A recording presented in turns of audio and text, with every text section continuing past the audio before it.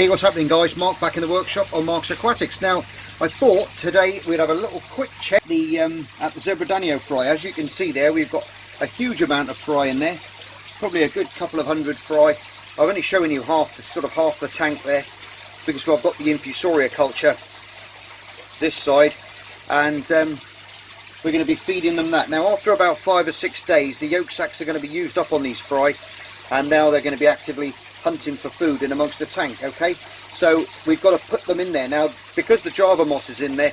It's also going to be producing its own little microculture in there, and would have been breeding. So as soon as these guys would have used their egg sacs up, they would have been actively hunting in amongst the moss, looking for this micro life to eat, which is already in the tank anyway. But now we've got to add some in. Now, if you listen to the first video, how to breed them, I showed you the complete setup and everything of this tank here, and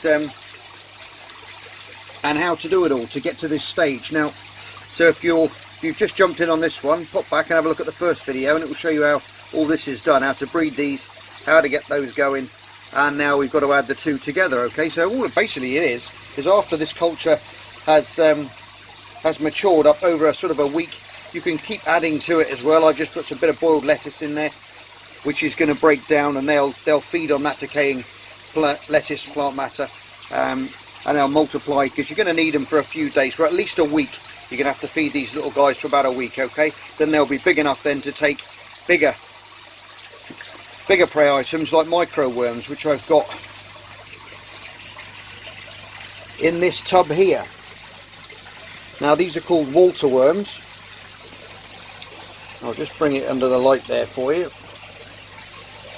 I'll try and get you a close-up of them, but you'll see it's a seething mass of microscopic little worms in there. And what they do is they crawl up the side there. If you can see on the back, you can see a little cloud of them there on the side. And now all we basically do is get our paintbrush and gently roll it through them. You can just see them. I'll try and get a better angle for you. You can see how many's in there, look. Absolutely millions of them. So what we do is we get our little paintbrush and we just roll it in there. We take it up to the tank, dip it in the tank, give it a swirl. I'll reset you up now. These, you can see the micro worms in there. Some of them are going to be big enough to take this. Pardon me for the background, it's an old piece of black plastic there which is creating a bit of glare, but it does show up the fry a lot better. But you can actively see these little chaps now racing around, and the bigger ones will be picking off these little micro worms, these little Walter worms. I've got a video on how to culture Walter worms as well. You can readily get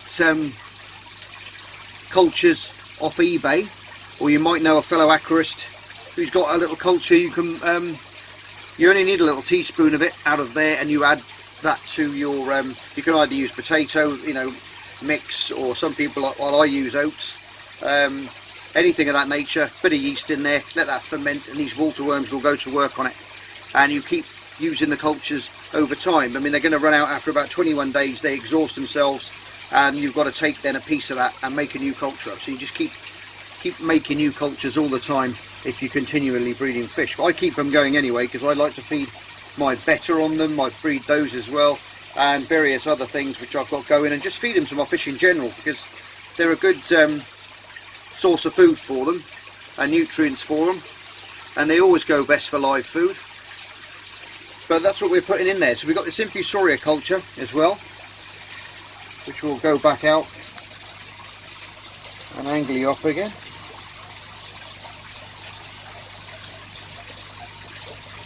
So yes, that's what I do, guys. And these things grow quite quickly, these little zebra danios. You can see some of them are smaller than others. Other ones are a little bit more ahead, a little bit more little chunks. They're growing quicker. They're the stronger ones. They're the ones that I tend to work on and keep and rebreed again if I'm going to, because they've got a good gene for growth. but the rest of them I can take up to my local shop later on. He'll take them off my hands and give me some credit for them. Give me a pot of food or maybe even a couple of new fish to breed another species for you, so we can breed something different. But like I said before, guys, it's really important that you feed the infusoria first, because their little mouths are so small that this is where a lot of people fail with breeding fish, is they're not getting the food into them. Some small fry will actually choke on different types of food.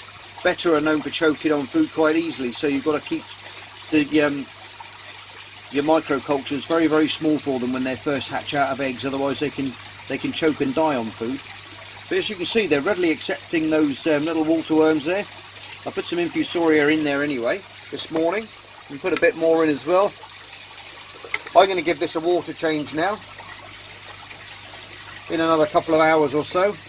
So we just keep on throughout the day, just putting in little bits, and then by the end of the first week those little nitrates will start to creep up slightly.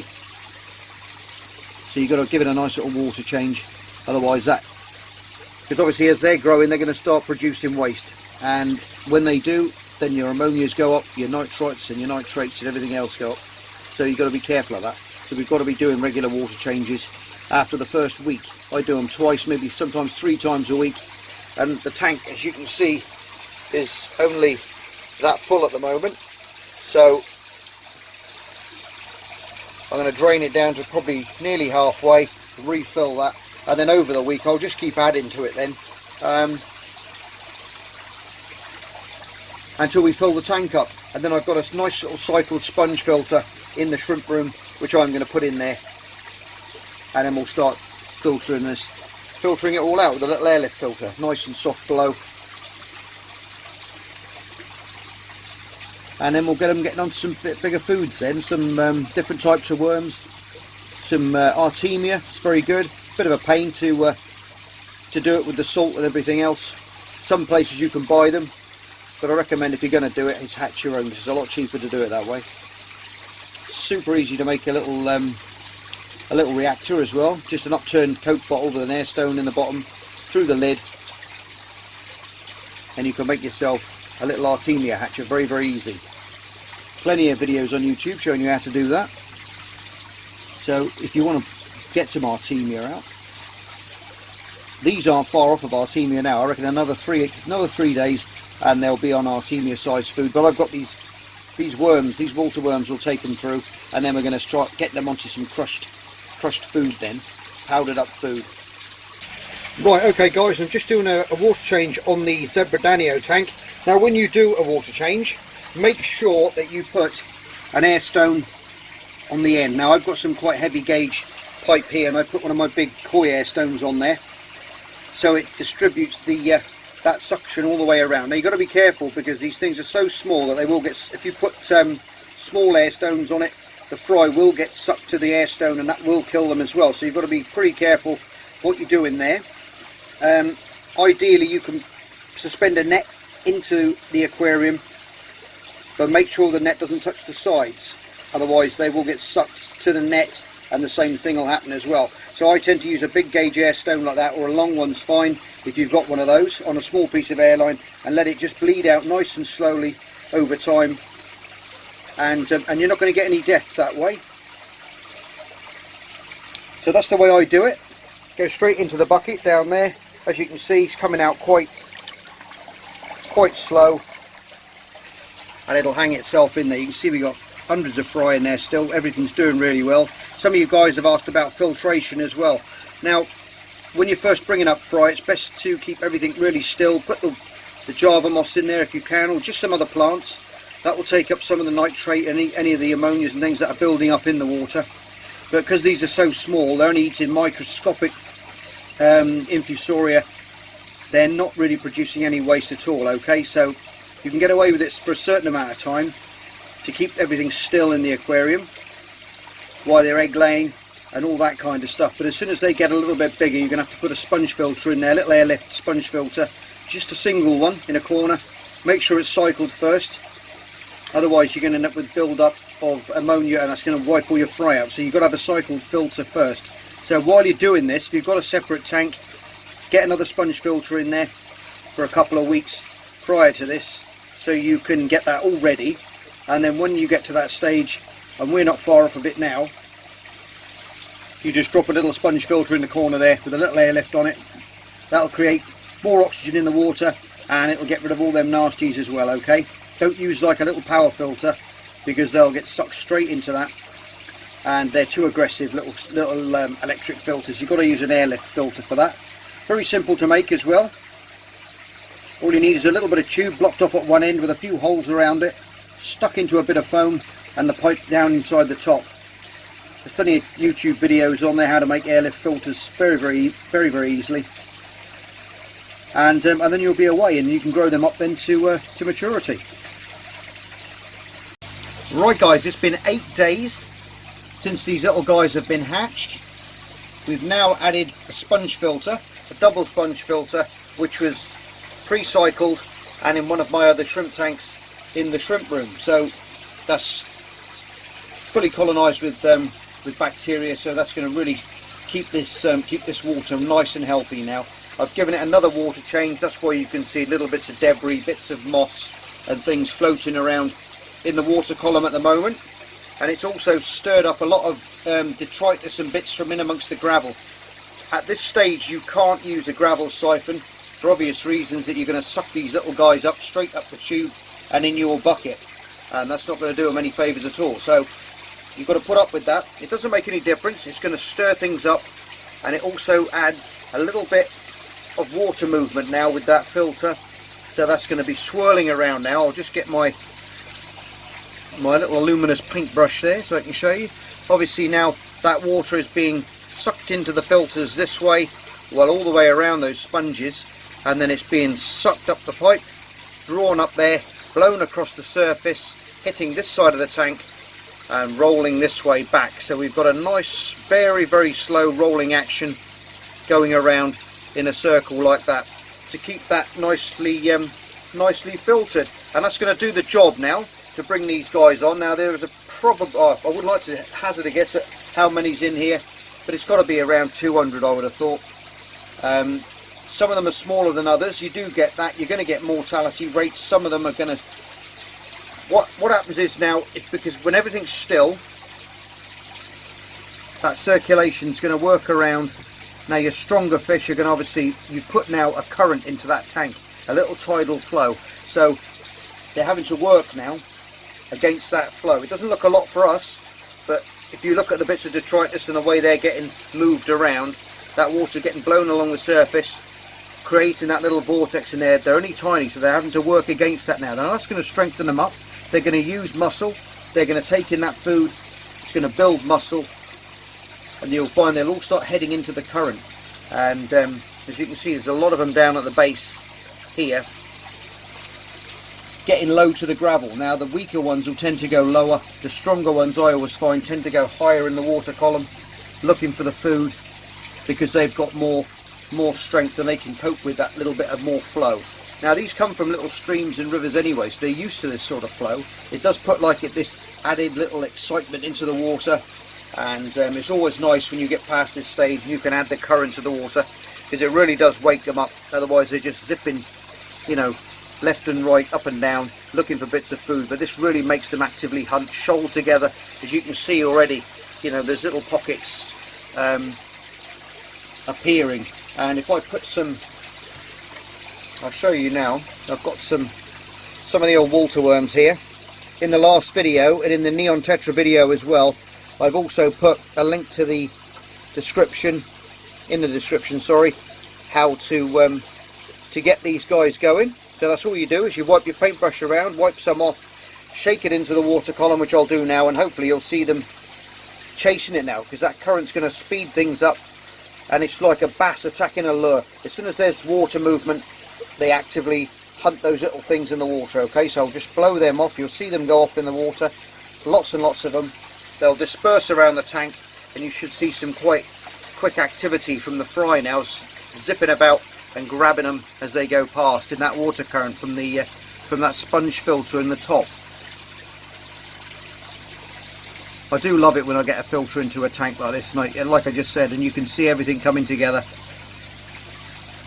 and it just replicates that river. If you follow me on Instagram, I actually went for a walk down my local river, the River Taff, just outside Cardiff, or it runs all the way to Cardiff, and I came across a huge shoal of minnows. It was absolutely amazing. Me and the wife were walking down there, just having a nice little walk, and we came across these minnows, and they were fantastic. There was probably 300-400 of them in a nice little group. Some were spawning, they were having a nice little sunbathe up in the shallows, lots of fry in the water as well, and it was really nice to see. So if you follow me on Instagram, that's Mark_Aquatics on Instagram.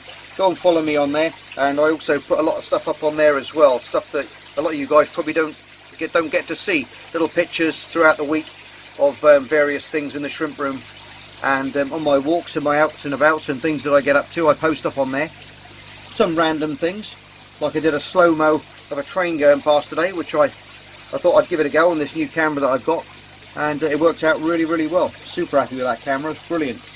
And but yeah, getting back to the old fry, which you can see now, they're actively hunting those little water worms on that current, and they're doing really well. I said that twice. Doing really well. I've had some great comments, some great feedback. Some of you guys are trying these things out as well, and I suggest you do, because it's one of those things that's really overlooked by a lot of people. And all you need is one. If you've got a main aquarium, and all you need is a couple of these little tanks, these little 5-gallon tanks, which I bought.